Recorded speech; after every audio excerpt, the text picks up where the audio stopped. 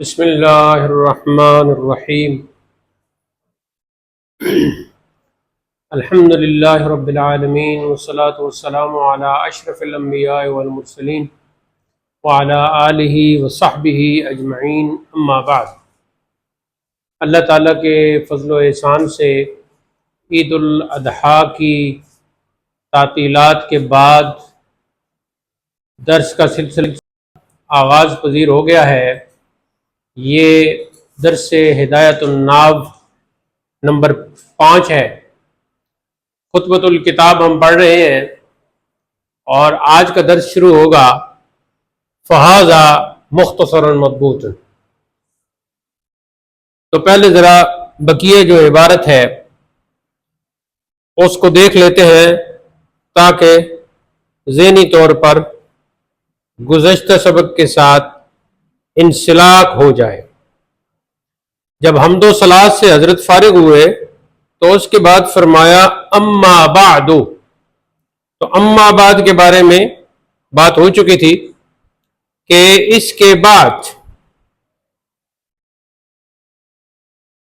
اما بعد فصل کے لیے استعمال ہوتا ہے، مقصود سے پہلے، اور بعد جو ہے ظرف مکان تھا جو ظرف زمان کی جگہ استعمال ہوتا ہے۔ اس کے بعد حضرت نے فرمایا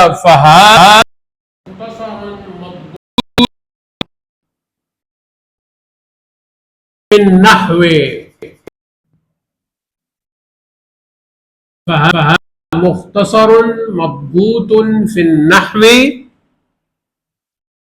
آگے کیا فرمایا؟ جمعت فیہ مہمات النحو،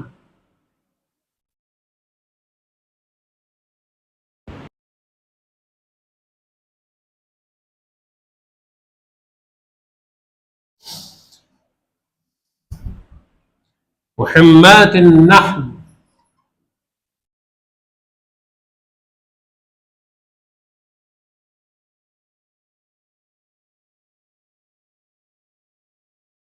مہمات النحو۔ اس کے بعد کیا فرمایا؟ اعلی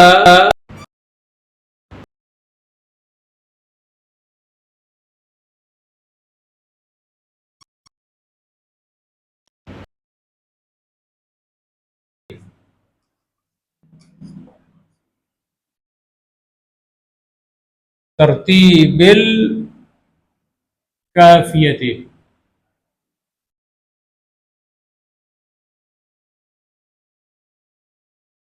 مبوبا ومفصلا،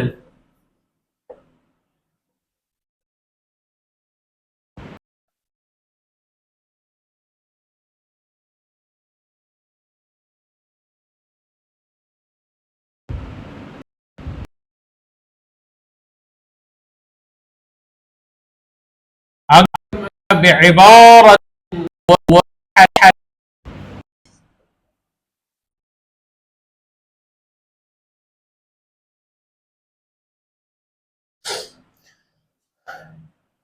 فهذا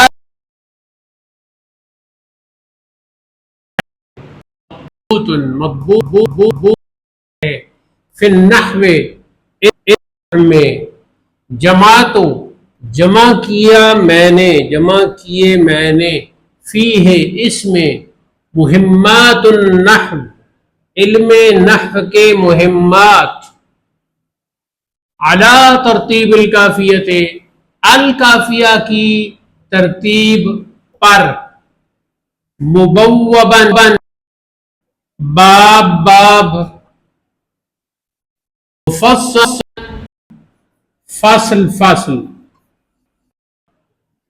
بعبارت واحدت واضح عبارت کے ساتھ۔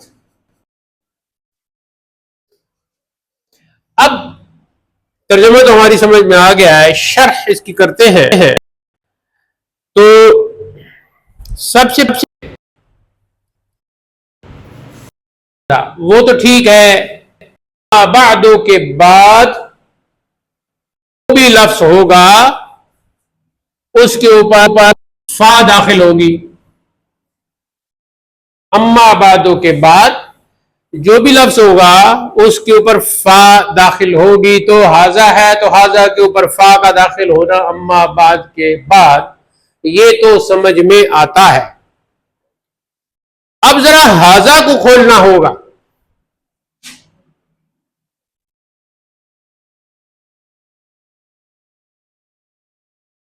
ہاذا اس میں اشارہ ہے، اور آپ کو پتا ہے اس میں اشارہ وہاں استعمال ہوتا ہے جہاں مشار الیہ،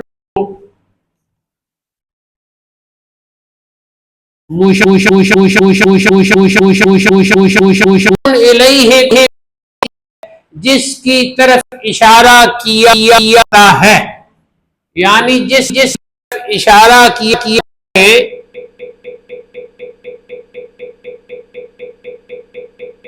یہ پکی بات ہے، یہ قاعدہ ہے کہ جہاں اس میں اشارہ ہوگا وہاں مشار الیہ کا وجود ضروری ہے۔ یہاں سوال پیدا ہوتا ہے کہ کون سا وجود، چونکہ آپ علم منطق بھی پڑھ چکی ہیں تو وجود کی دو ہیں،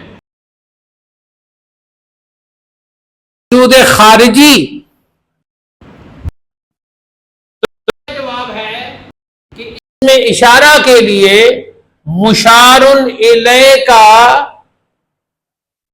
بحیثیت وجود ہونا ہے کہ یہ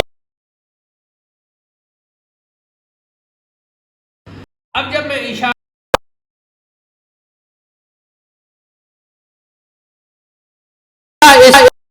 جب میں نے استعمال کیا تو مشار الیہ جوال موجود تھا۔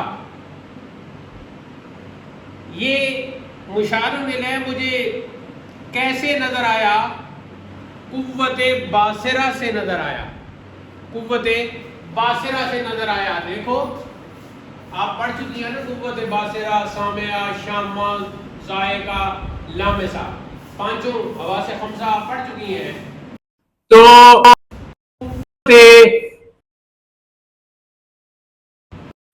مجھے جوال یعنی موبائل نظر آیا تو میں نے پھر اس کا وجود تھا، جوال کا وجود تھا، میرے ذہن میں نہیں تھا، باہر ہے، وہ سامنے پڑا ہے، تو میں نے اس کی طرف اشارہ کیا کہ ھذا جوال، قلم کی طرف اشارہ کر کے میں نے کہا ھذا قلم، کتاب کی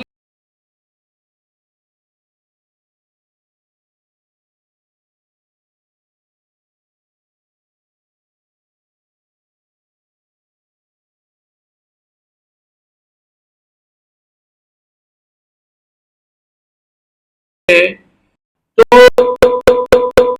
میری قوت باصرہ سے مجھے نظر آیا، تو احساس مجھے حواس خمسہ میں سے قوت باصرہ سے اس کو میں نے محسوس کیا، تو احساس کرنے والی قوت باصرہ تھی، اور جس چیز کو میں نے محسوس کیا وہ یہ جوال ہے، تو یہ ہو گیا جی محسوس۔ پھر اس کو میں نے قوت باصرہ سے دیکھا تو قوت باصرہ سے محسوس کی ہوئی چیز کیا بن گئی؟ مبصر۔ کیا بن گئی؟ مبصر۔ آ جائے تو اب محسوس اور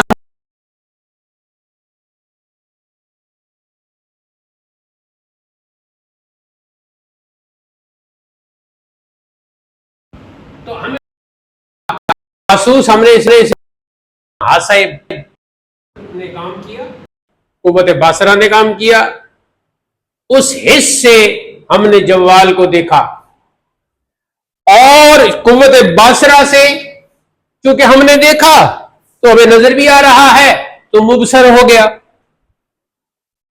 اب جس طرف بھی ہم اشارہ کریں گے، کسی چیز کو دیکھ کر اس کی طرف اشارہ کریں گے تو وہ جو مشار الیہ ہوگا اس کی دو صفتیں ہوں گی، یہ دو صفتیں، پہلی کون سی؟ محسوس، اور دوسری ہوگی مبصر۔ بس ہم کہیں گے ہاذا اس میں اشارہ ہے جس سے محسوس مبصر کی طرف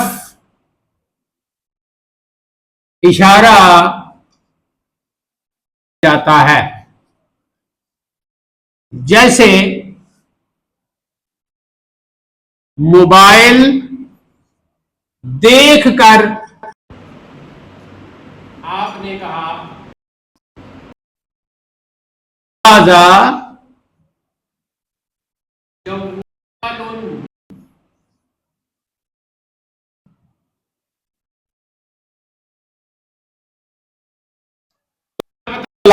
کہ اب مرکب کیسے، یہ ترکیب کیسے ہوگی؟ ہاذا اس میں اشارہ اور جوال کیا ہے؟ مشار الیہ، کون سا؟ محسوس،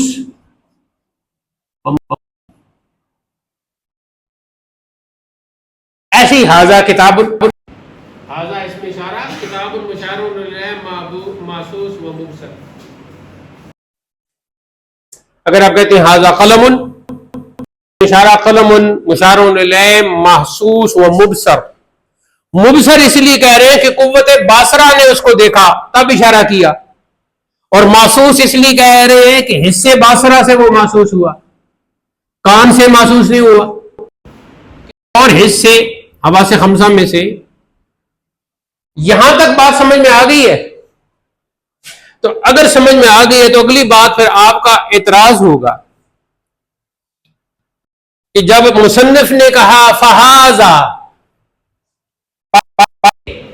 ہاذا ہو گیا اس میں اشارہ کا مشار الیہ ہے، مشار الیہ کے لیے شرط کیا ہے کہ وہ محسوس ہو اور مبصر ہو؟ بتائیے۔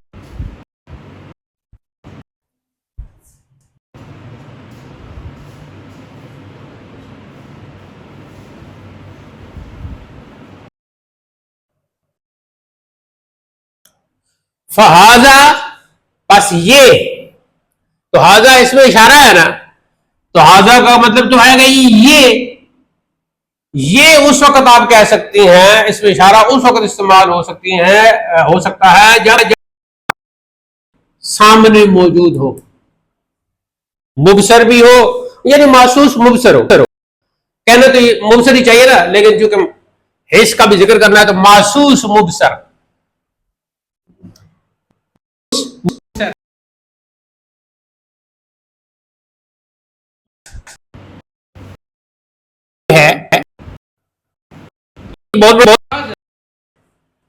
ہاذا اس میں اشارہ ہے جس کے آپ اعتراض کی عبارت لکھ لیں، اعتراض، اس کے بعد آپ لکھیں جی ہاذا اس میں اشارہ ہے جس کے لیے مشار الیہ محسوس مبصر کا ہونا ضروری ہے، جبکہ یہاں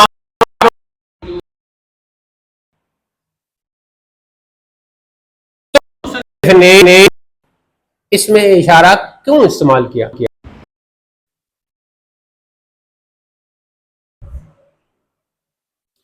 اعتراض سے پہلے جو کچھ میں سمجھانا چاہتا تھا تاکہ آپ اعتراض کر سکو وہ آپ کی سمجھ میں آ گیا، پھر آپ نے اعتراض کر دیا سمجھنے کے بعد، تو یہاں تک بات ہے۔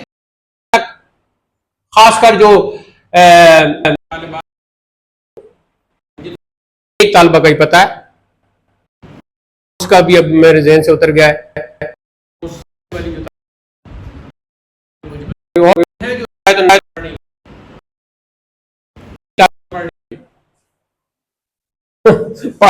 پڑھ تو آپ سبھی رہی ہیں لیکن یعنی کہ نصاب کا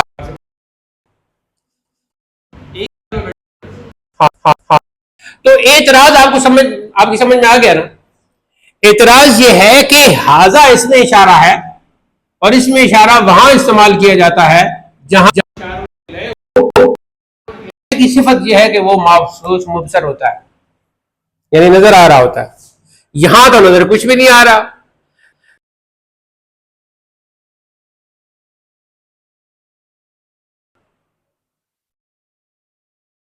تو مشارن الیہ آپ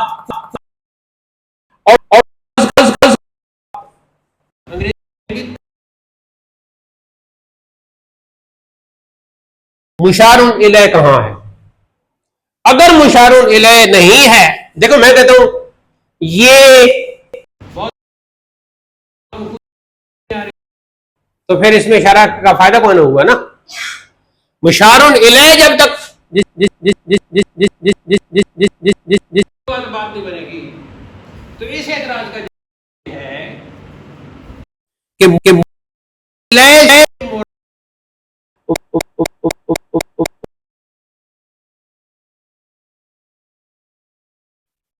مشارن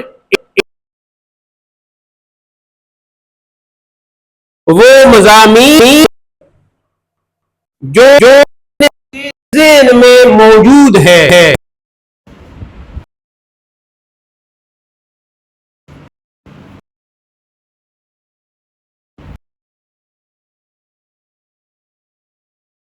پیدا ہوتا ہے کہ ٹھیک ہے مان لیتے، لیکن وہ پھر محسوس اور مبصر نہیں ہے۔ مصنف کے ذہن میں تو ہے لیکن محسوس اور مبصر، تو اس کا کہ وہ جو مضامین مصنف میں موجود ہیں، یعنی جن کا وجود مصنف کے ذہن میں ہے، ان کو سامنے نظر والی چیز کے مشابہ قرار دیا ہے۔ مشابہ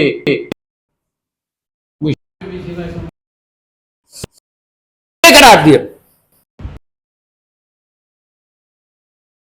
کہتے ہیں اردو میں بھی یہ لفظ استعمال ہوتا ہے مانند، یہ چیز اس چیز کی۔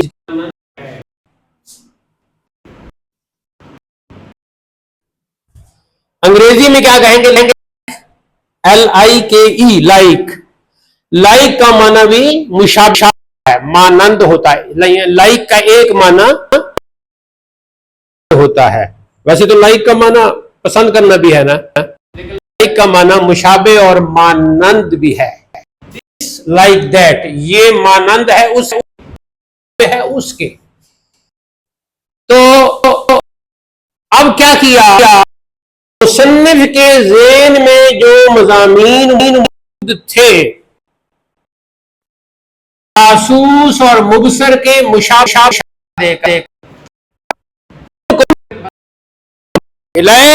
اور فرمایا فہذا، تو مشارن الیہ کی سمجھ آگے نہیں سمجھا۔ اب اس کا کیا مطلب ہوا؟ ایسے تو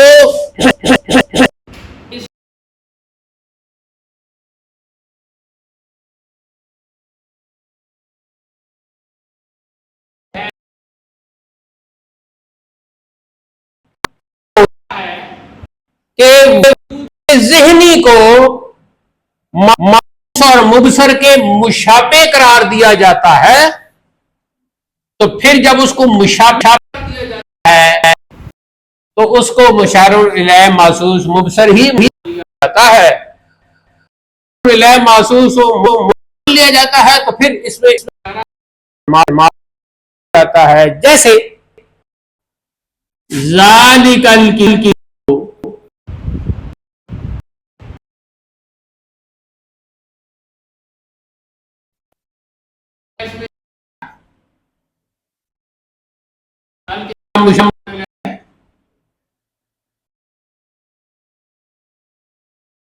الکتاب کون سی؟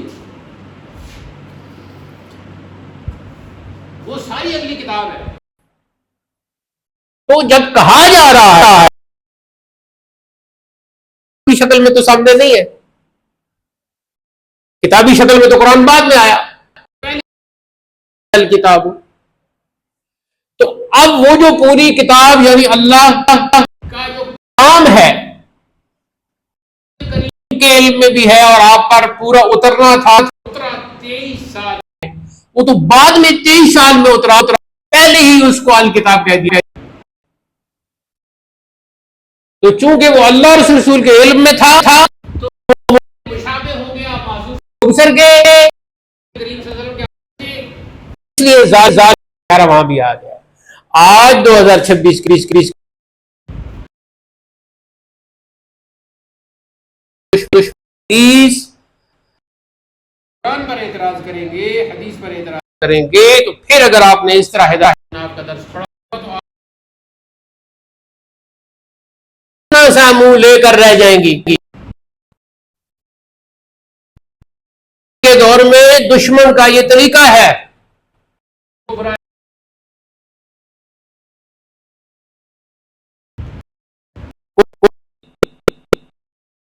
کہ وہ غلطیاں نکالے، لیکن گرامر کے اعتبار سے جب بات چلے گی تو آپ کو اصول بتایا جائے گا. جی اصول تو ہے کہ اس میں اشاروں نلائے ہے، وہ محسوس مبصر ہونا چاہیے، تو یہاں کہاں ہے الکتاب؟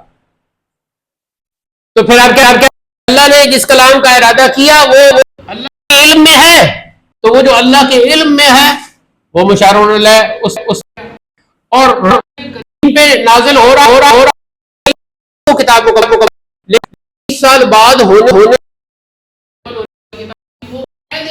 اس کے تمام مضامین آپ کے سامنے ہیں، لہذا مشار محسوس مبصر ہو گیا، اور ذالک کا اس میں اشارہ اس کی طرف درست ہو گیا.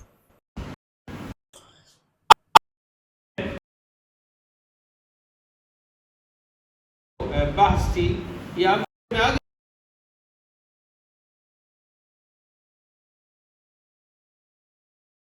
آپ نے پھر بتانا ہے کہ اشارہ سے ہوتا ہے وجود خارجی پر ہے، لیکن بعض اوقات ذہن میں جس چیز کا وجود ذہن میں ہوتا ہے اس کو خارجی وجود کے ساتھ مشابہ قرار دے کر کو کی طرح مان لیا جاتا ہے، اور پھر اس کی طرف اس میں اشارہ درست ہو جائے گا. کو بھی تسلی دی جا رہی ہے.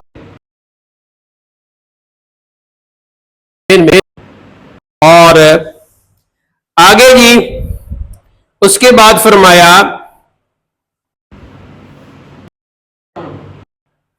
یعنی وہ جو مضامین ہیں نا ان میں پھر سے اعتراضات کہ اس کا جو ہے وہ مضامین ہے، اشارہ کس طرف ہے؟ الفاظ کی طرف. ہم کہیں گے ہمارا اشارہ الفاظ کی طرف بھی جتنے الفاظ جو سارے مشابہ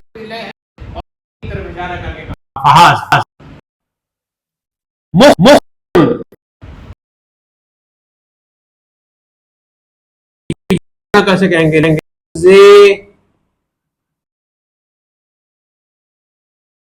مختصر کا لغوی و اصطلاحی معنی. لغوی معنی لغت کسے کہتے ہیں؟ زبان کو. تو ڈکشنری میں جو ہوگا وہ لغوی معنی ہوگا، ٹھیک ہے. اور اس کون سا ہوتا ہے جو اہل علم و فن نے اصطلاح میں کیا ہو. مختصر اختصار الفضا کا مختصر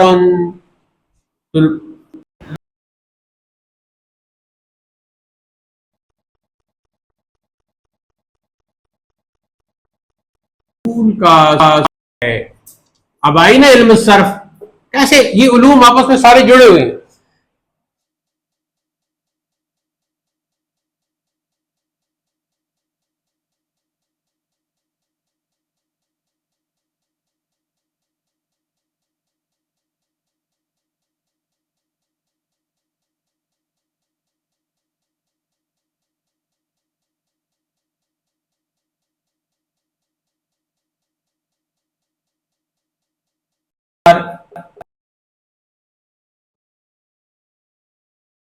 کیا گیا،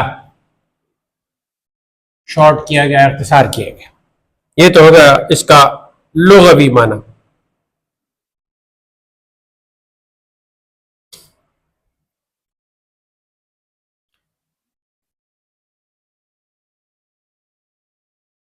باب افتعال بنے گا نا، اختصر یختصر اختصار باب افتعال، تو ایسے کہنا یہ باب افتعال سے اس میں مفعول کا صیغہ ہے. اس میں مفعول کا نہ پکا، مفعول اور ہے، اس میں مفعول اور.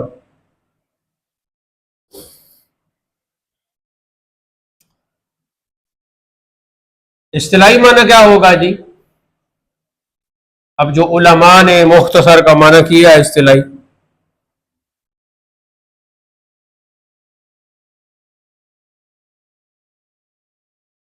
عبارت قلیل ہو اور معانی کثیر ہو.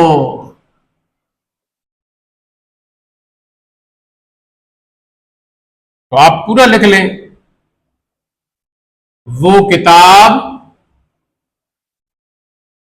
جس کی عبارت قلیل ہو اور معانی کثیر ہو، اس کو کہا جاتا ہے جی مختصر.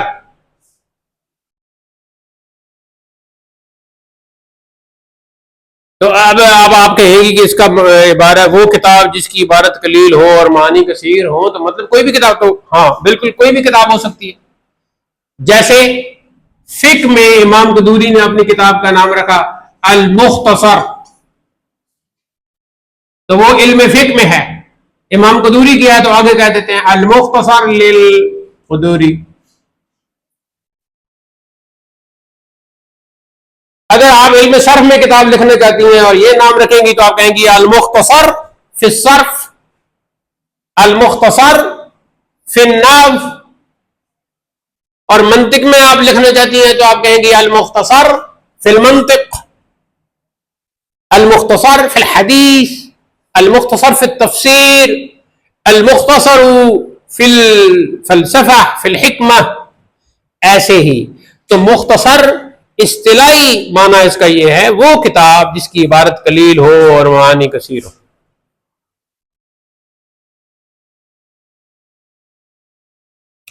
اگلا لفظ ہے جی فہذا مختصر مضبوط، یہ بھی اس میں مفعول کا صیغہ ہو گیا. اس کا یہاں معنی کیا ہوگا؟ ضبط شدہ یعنی محفوظ. تو اس میں مفعول کا صیغہ ہے بمعنی محفوظ، ضبط کی گئی، محفوظ. فی النحو، نحو میں تو جو ہے نا اس کے اوپر ال ہے، تو ان نحو سے مراد علم نحو.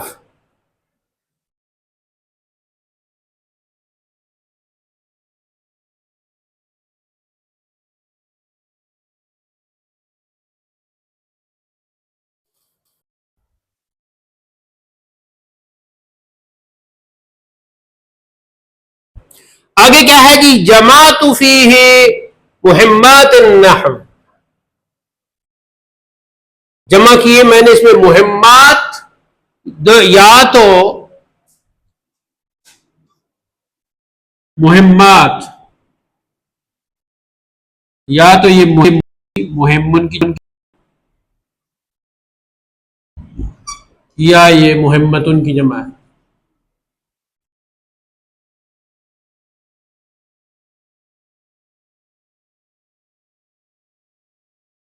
مہمن کی جمع یا مہمت، مہم یا محمدن، مہم مذکر ہو جائے گا اور محمدن مؤنث. تو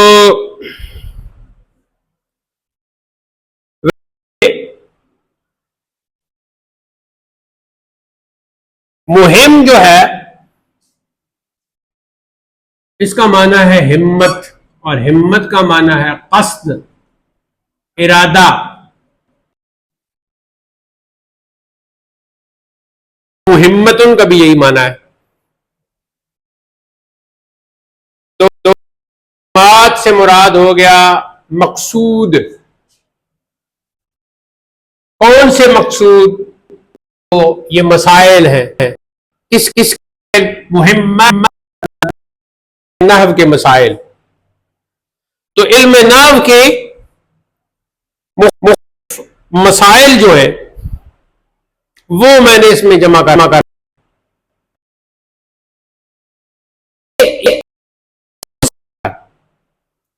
ہم، تو ہم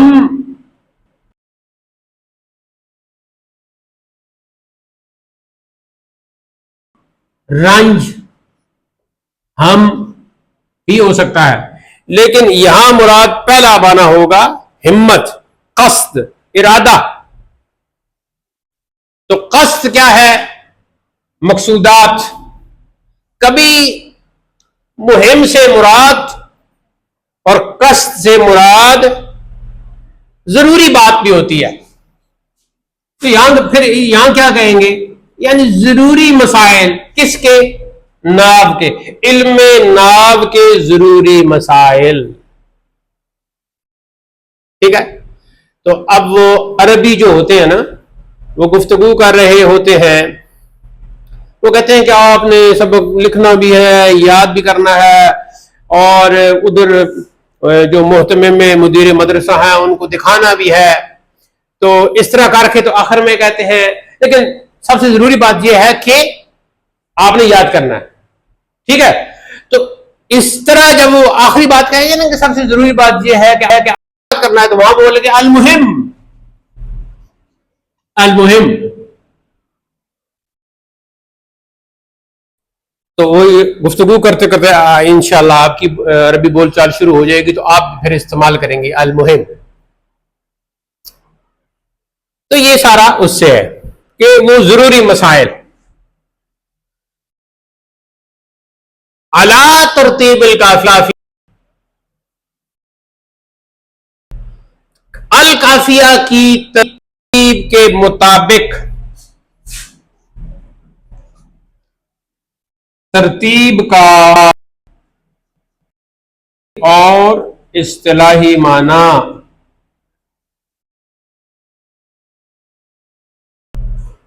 الف اس کا لغوی ترتیب کہتے ہیں. کوئی معنی اس کا کیا ہوگا؟ الف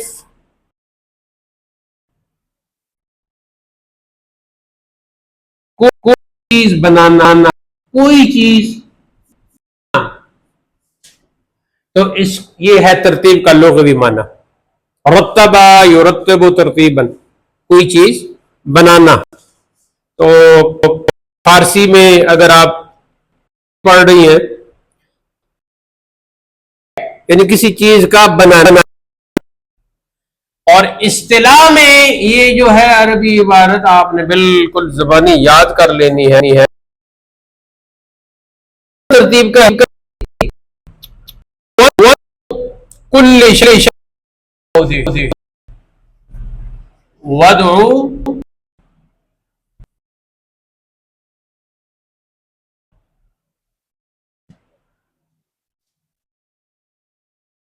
ایسے لکھیں الترتیب. الترتیب اس کے بعد کولن وضع کل شیء فی موضعہ. موضع ظرف مکان، وضع کل شیء فی موضعہ. ترجمہ کیا ہوگا؟ ترتیب سے مراد ہے ہر شے کا اس کی جگہ پر رکھنا. وضع کل شیء ہر چیز، فی موضعہ اس کے موضع اس کی جگہ پر ہے. ہر چیز کو اس کی جگہ پر رکھنے کو ترتیب کہتے ہیں.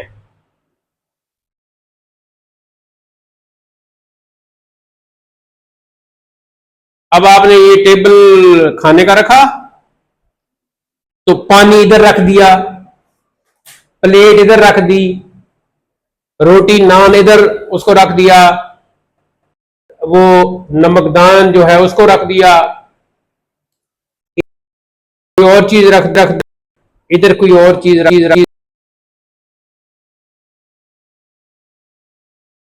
ادھر کیوں رکھا جگ کو، کیوں رکھا ادھر کیوں رکھا نمکدان کو؟ تو آپ اس کو ایک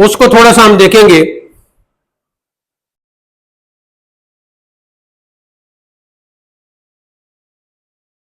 لغوی معنی اور اصطلاحی معنی. عبارت لغوی اور اصطلاحی معنی. تو سب سے پہلے ہے جی لغوی معنی. لغت میں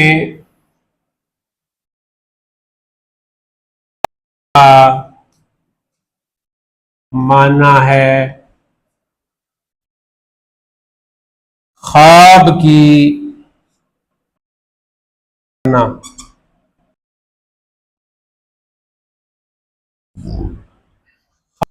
تعبیر بیان کرنا. وطن کا لغوی معنی ہے. لغت میں معنی کیا ہے, زبان میں معنی کیا ہے, ڈکشنری کیا ہے. خواب کی تعبیر بیان کرنا.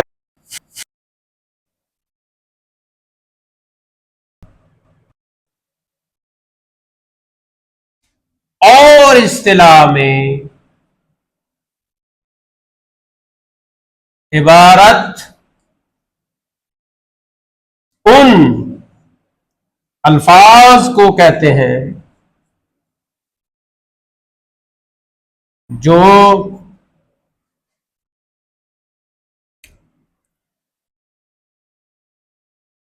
معنی پر دلالت کرتے ہیں.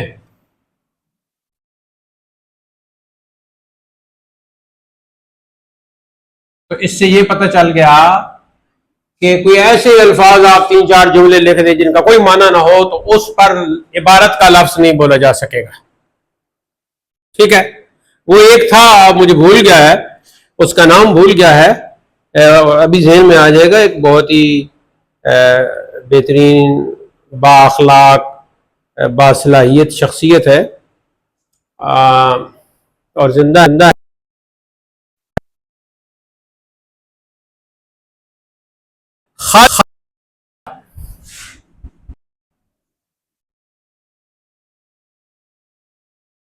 اب تو وہ ماشاءاللہ کافی بوڑھے ہو چکے ہیں, خالد عباس ڈار.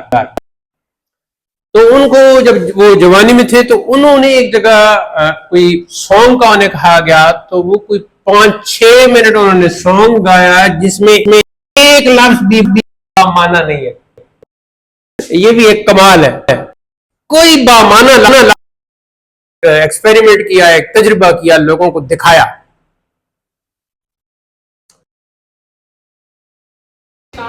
آ کے 3-4 جملے اکٹھے بولے یا لکھے اور وہ عبارت کی طرح نظر آئے, تو اگر وہ الفاظ ان کا کوئی نہ ہو تو اصطلاح میں آپ ان کے اوپر عبارت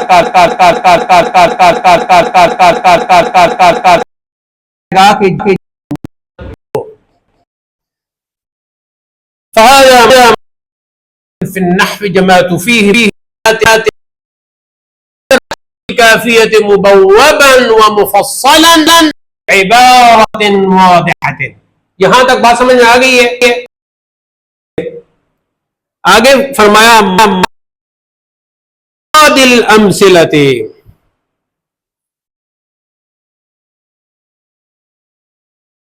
اس کی تصویر بنا لیجیے. آگے بڑھنے سے پہلے اگر آپ کے ذہن میں کوئی سوال ہو تو آپ بلا جھجک کر سکتی ہیں. سوال سے ہمیں خوشی ہوتی ہے. اس وقت ہوتا ہے چیز درد دل کے ساتھ پڑھائیں اور پھر سوال کیا جائے اور جواب نہ آئے تو ہمیں اس وقت بہت تکلیف ہوتی ہے.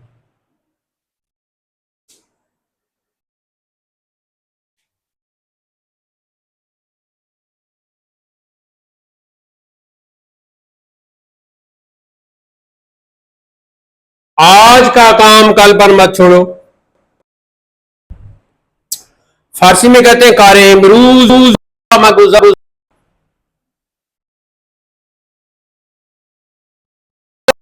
ہے, وہ آج ہی یاد کرنے والا بندہ کامیاب ہوگا.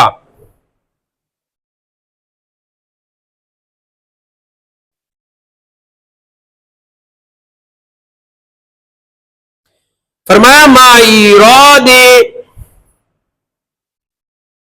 الامثلہ، ایراد الامثلۃ، ایک تو عبارت واضح ہے، ساتھ ہی ما کا مطلب ساتھ ہی امثلہ وارد کی ہے۔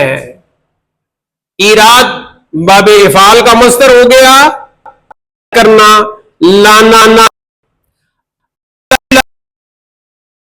مثال کی جمع،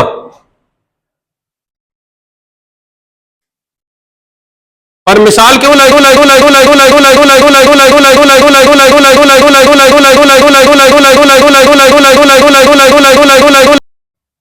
جو مسئلہ بیان کر رہے ہیں وہ بالکل واضح ہو جائے۔ مثال، انکشاف،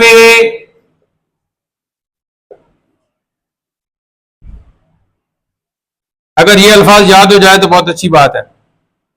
آپ انکشاف مسائل لکھ لیں امور کی جگہ، انکشاف مسائل کے لیے لائی جاتی ہے۔ مثال انکشاف مسائل کے لیے لائی جاتی ہے۔ ایک مسئلہ ہے وہ آپ نے بیان کیا، اس کو مزید واضح کرنے کے لیے آپ کوئی مثال دیتی ہیں، جیسے میں نے اس میں اشارہ اور مشار الیہ وضاحت کر ھذا جوال، ھذا قلم، ھذا کتاب، تو یہ تین مثالیں تھیں۔ یہ تین مثالیں کیوں دیں؟ اس میں اشارہ اور مشار الیہ کا جو مسئلہ تھا اس کے کے لیے۔ انکشاف کا کیا مطلب ہوتا ہے؟ کھولنا، کشف یکشف ہے نا، اور اسی سے باب انفعال بن گیا انکشاف، ثلاثی مزید فی پہ چلا گیا۔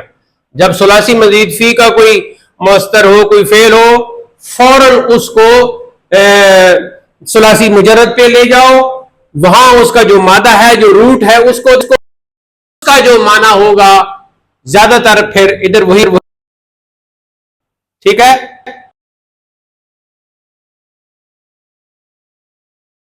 کھلنا، واضح کرنا، تو پھر منکشف کو جب آپ نے گردان پڑھی، انکشف ینکشف انکشافا فہو منکشف، تو آپ نے کہا یہ تو اس میں فاعل ہے، تو منکشف کا معنی ہوا انکشاف کرنے والا۔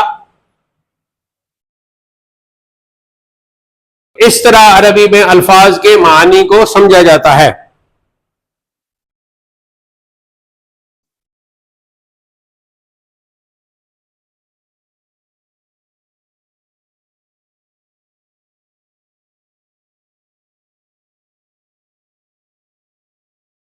اچھا، اب یہاں دیکھو ایک اور لفظ ہے، وہ ہے شاہد۔ ویسے جو ہے نا کیا ہے؟ اسم فاعل کا صیغہ ہے، شہد یا شہدوں سے گواہی دینا، تو شاہدوں نے اسم فاعل کا مطلب بنے گا گواہی دینے والا۔ آپ صلی اللہ علیہ وسلم کا اسم گرامی بھی بن گیا، اعوذ باللہ من الشیطان الرجیم، انا ارسلناک شاہدا ومبشرا ونذیرا، ہم نے آپ کو شاہد بھیجا، یعنی گواہ بنا کر بھیجا، امت کے اعمال پر گواہ بنا کر بھیجا۔ اگر کوئی خبیث اور دیوبندی کی بات مان لی جائے، نعوذ باللہ، کہ حضور ضرور ہے، مر کر مٹی ہو گئے ہیں، تو یہ جو اس وقت امت اعمال کر رہی ہے اس پر وہ شاہد کیسے ہیں، گواہی کیسے دے رہی؟ تو شاہد تو ہر وقت جو موجود ہو، جس کے سامنے سب کچھ ہو رہا ہو، اس کی گواہی دے سکے گا نا۔ تو آپ صلی اللہ علیہ وسلم زندہ ہیں اور شاہد ہیں، قیامت تک امت کے جتنے اعمال ہیں سب کے وہ شاہد ہیں۔ اس لیے اللہ نے فرمایا تو زندہ ہے واللہ، تو زندہ ہے واللہ، میرے چشم عالم سے چھپ جانے والے، میرے چشم عالم سے چھپ جانے والے، میرے وزن کی وجہ سے میرے کا مخفف ہے، اصل میں ہے لیکن وزن کی وجہ سے یا ختم ہو گئی تو پیچھے رہ گیا میرے. کیا مطلب؟ تب اے میرے چشم عالم سے چھپ جانے والے محبوب، اے چشم عالم سے والے میرے محبوب، میرے چشم عالم سے چھپ جانے والے، اے وہ میرے محبوب جو چشم عالم سے چھپ گئے ہیں، ان کو آپ نظر نہیں آ رہے. ہاں جو جاہل لوگ میری پڑھ دیتے ہیں نا چشم کو دیکھ کر، میری غلط، میرے چشم سے چھپ جانے والے، یعنی اے میرے چشم عالم سے چھپ جانے والے میرے محبوب زندہ ہے واللہ. تو شاہد، اچھا یہاں شاہد جو ہے وہ اصطلاح کے طور پر مثال کے ساتھ استعمال ہوتا ہے. تو آپ کہیں گی کہ مثال کا تو ہمیں پتہ چل گیا کہ کسی مسئلہ کی وضاحت کے لیے جو بھی ہم عبارت لاتے ہیں تو اس کو کہا جاتا ہے مثال. تو شاہد کیا ہوگا؟ شاہد بھی ایک قسم کی مثال ہوتی ہے، لیکن آپ شاہد کو سمجھ لو جی دلیل سمجھ لو، حوالہ سمجھ لو، یعنی یوں سمجھ لو کہ میں آپ کے سامنے کہتا ہوں کہ میرے کو وزن شعری کی وجہ سے یا ختم کر کے میرے کر دیتے ہیں، ٹھیک ہے؟ تو نہیں، بلکہ میں کہتا ہوں، میں ایک قاعدہ بیان کرتا ہوں، قاعدہ کبھی وزن شعری کی وجہ سے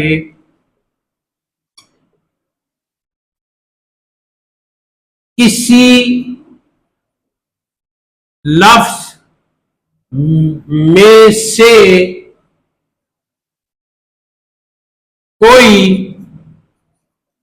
ایک آدھ حرف ساکت کر دیا جاتا ہے. ساکت کا کیا مطلب ہے؟ ڈیلیٹ. ساکت کر دیا جاتا ہے. یہ میں نے کیا بیان کیا ہے؟ قاعدہ. قاعدہ بیان کرنے کے بعد ضروری ہے کہ اس مسئلہ جو قاعدہ میں بیان ہوا اس کا انکشاف کیا جائے. تو انکشاف کے لیے مثال دینی ضروری ہے. تو پھر میں کہوں گا جیسے میرے کو میرے کر دینا، یہ میں نے مثال دے دی. اس بات کو سمجھیں، اور میں جو کچھ بھی آپ کو پڑھاتا ہوں نا، میں نے شرط لگا رکھی ہے کہ پوری زندگی کے لیے آپ نے اس کو یاد کرنا ہے.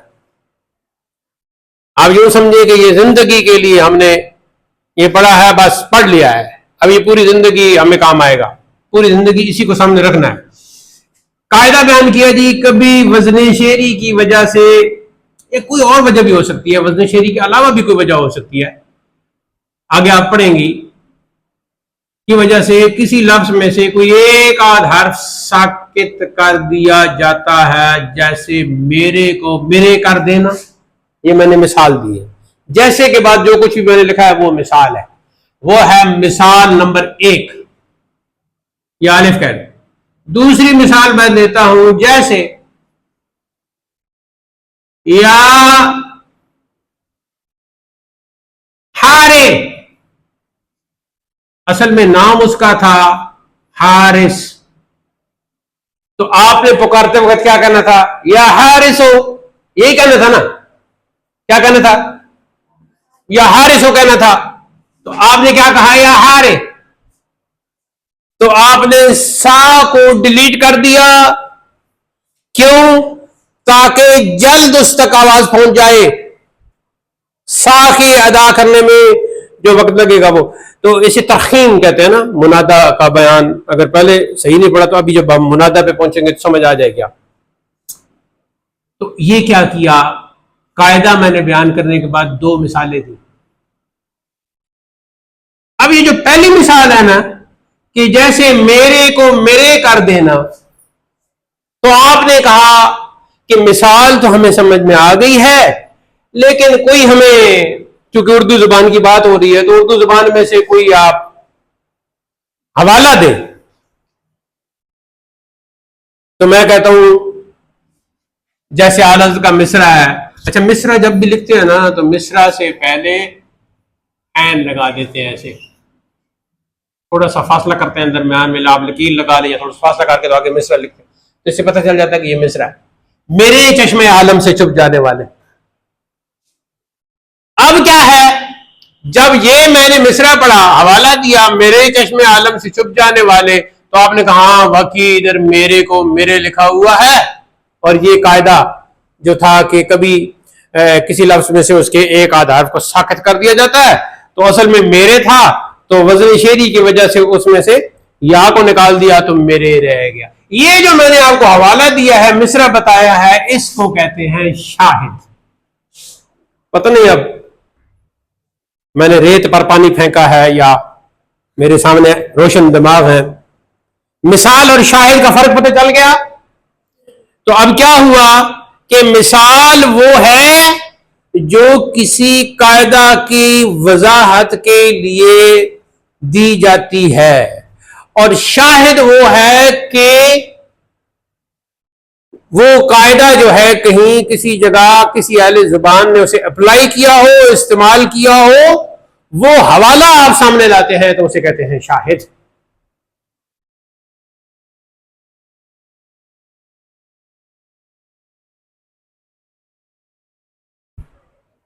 مطلب ہے کہ آپ دوسرے یوں لکھ لیں،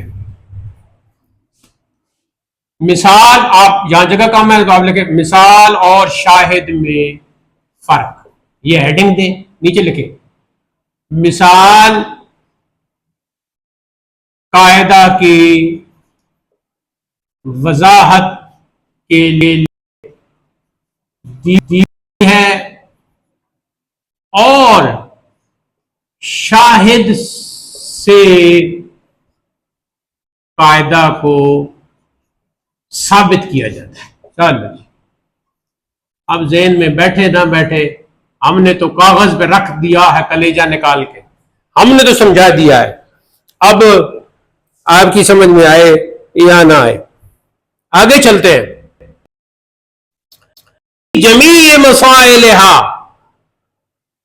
اب مہمات کا لفظ استعمال ہوا تھا نا، تو مہمات کی بھی مزید وضاحت آ گئی کہ مہمات سے مراد دراصل مسائل ہی ہیں، وہی مسائل نام ہے. تمام مسائل میں جمیع کا لفظ جو ہے یہ تمام کے معنی میں ہے.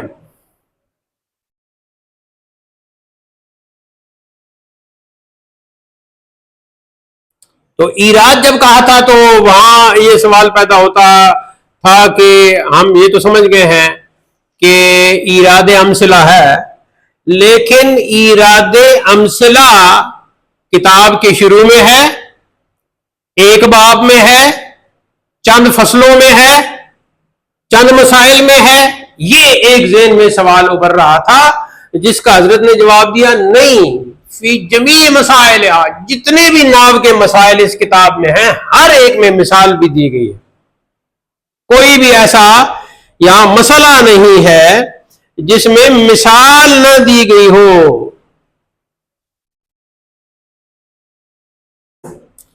تو مسئلہ کیا ہے، مسائل کیا ہے؟ مسائل جمع ہے مسئلتن کی، مسئلتن کی جمع ہو گیا.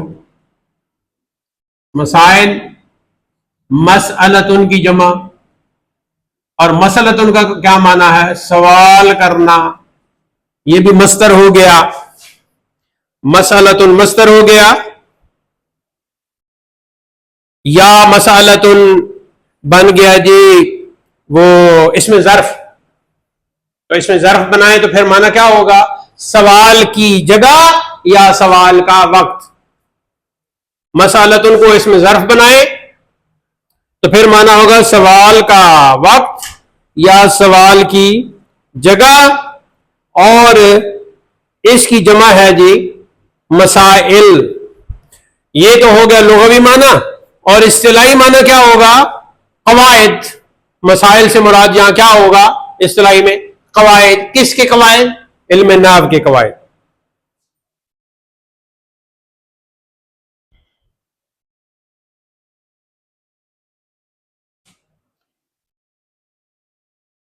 تو حقیقت میں مسئلہ جو ہوتا ہے وہ بڑے بڑے علماء سے جب سوال پوچھا جائے تو اس کو مسئلہ کہتے ہیں. یہ بھی لکھیں کہ جب بڑے بڑے علماء سے کوئی سوال پوچھے تو اس کو بھی مسئلہ کہتے ہیں. اور حقیقت میں اصل مسئلہ کس کی بارگاہ میں ہوتا ہے؟ اللہ اور اس کے رسول کی بارگاہ میں. تو حقیقی مسئلہ پیش کیا جاتا ہے اللہ اور اس کے رسول کی بارگاہ میں.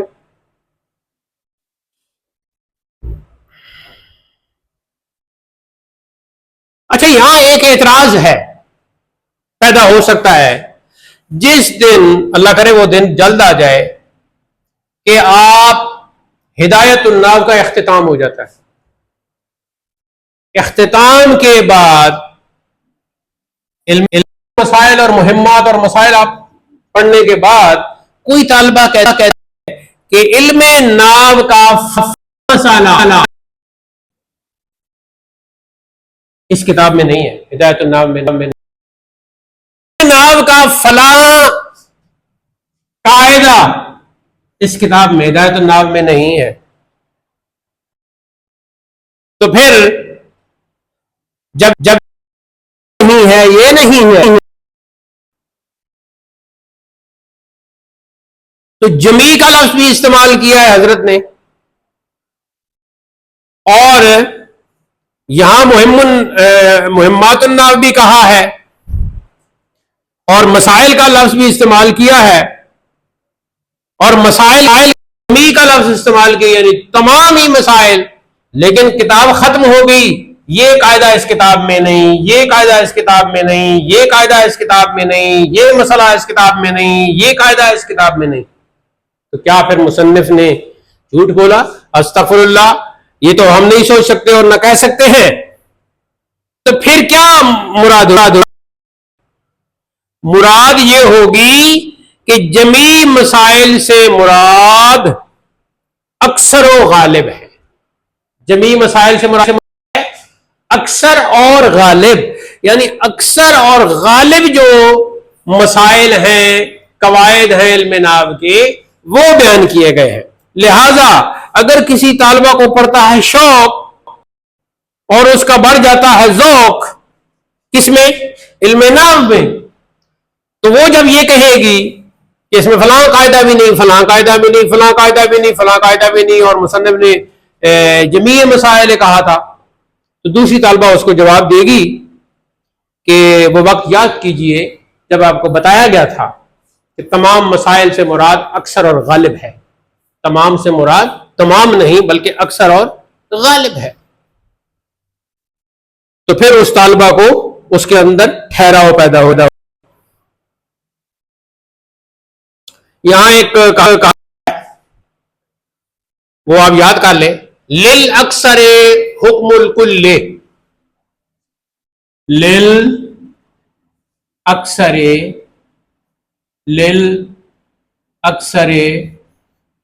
حُکْمُ الْكُلِّ، اکثر کے لیے کل کا حکم ہوتا ہے. ہاں، اگر 10 طالبات میں سے 6 طالبات میں سے 5 نے وہ حیث جمع کروا دی لکھ کر، تو اس کا مطلب ہے کہ اکثر طالبات نے جمع کروا دی، تو وہ اس کا ہم کہیں گے کل نہیں کروا دی، جو آپ کی جگہ نہیں چھوٹ گئی. تو یہاں اکثر نے جو کہ جمع کروا دی تو ہم کیا کہیں گے؟ اس قاعدے کو اپلائی کریں گے. لِلْأَكْثَرِ اکثر طالبات نے وہ حیث جمع کروا دی، اور قاعدہ یہ ہے کہ حکم الکل، اکثر کا حکم کل کا ہوتا ہے، لہذا کل نہیں جمع کروا دی. لیکن پھر بھی ہم انکشاف مسائل بھی ضروری ہے کہ آپ نے جمع نہیں کروائی ابھی تک. تو کچھ سمجھ میں آ گیا لِلْأَكْثَرِ حکم الکل کا؟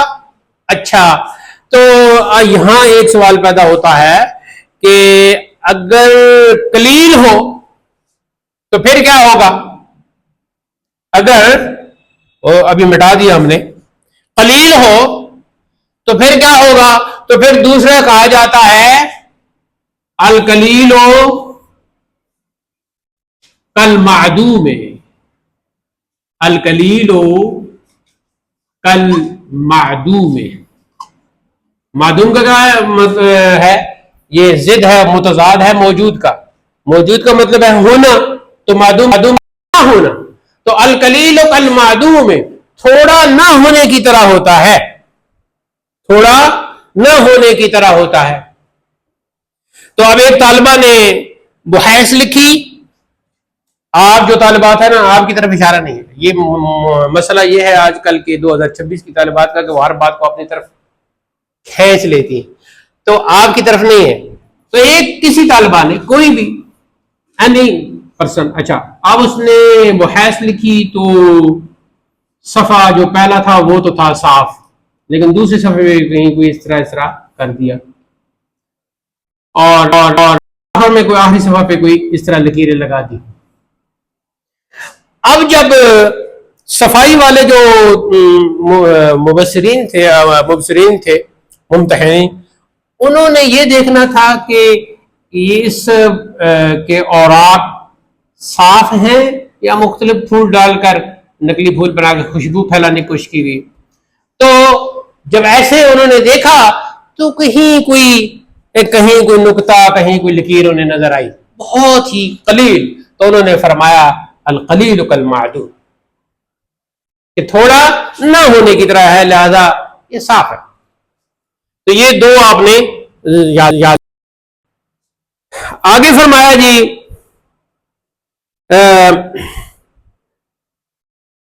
من غیر تعرض للادلۃ، بغیر کسی تعرض کے، ادلہ دلیل کی جمع ہوگی، ٹھیک ہے جی۔ اب انشاءاللہ ہم یہاں سے درس کو آغاز کریں گے، اگلے درس کا، درس نمبر 6 کا۔ تو یہ جتنے بھی آج نکات، یعنی سبق کے ساتھ ساتھ مختلف نکات، مختلف فوائد جو سبق سے الگ ہیں لیکن اس سے اٹیچ ہیں، وہ آپ کو بتائیں گے، وہ سب آپ نے یاد کر لینے ہیں۔ عربی عبارتیں جو آپ کو بتائی گئی وہ آپ نے یاد کر لینی ہیں ساری زندگی کے لیے، اور یہاں آپ کے ٹیسٹ میں بھی آئیں گی۔ اللہ تعالی ہمیں علم نافع عطا کرے اور اس کے ماں بعد حسن عمل کی ہمت ارزانی کرے۔ وآخر دعوانا